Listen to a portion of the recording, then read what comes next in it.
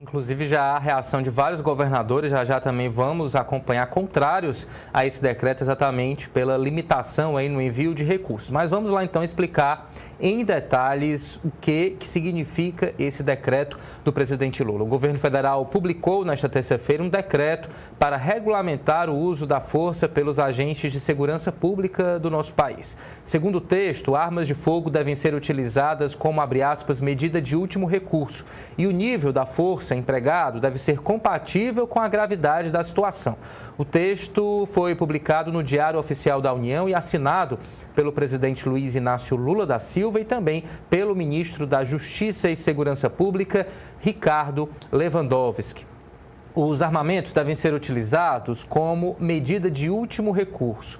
Ainda de acordo com esse decreto, as forças de segurança pública não podem utilizar a arma de fogo em situações de pessoa em fuga que esteja desarmada ou contra veículo que desrespeite o bloqueio policial. O uso é autorizado em casos de risco ao profissional de segurança ou a outros. Em relação ao uso da força, o decreto afirma que a força só poderá ser utilizada quando outros recursos de menor intensidade não forem suficientes. O texto dá diretrizes gerais e não especifica os níveis de força que podem ser utilizados pelas polícias. Por isso, o decreto deixa explícito que o Ministério da Justiça fará normas complementares, portarias, como o professor acabou de falar, para a execução de medidas desse decreto. É responsabilidade do Ministério financiar ações, capacitações e desenvolver materiais de referência para a implementação do decreto, uma parte aí já na sua tela. Outro ponto é o da discriminação.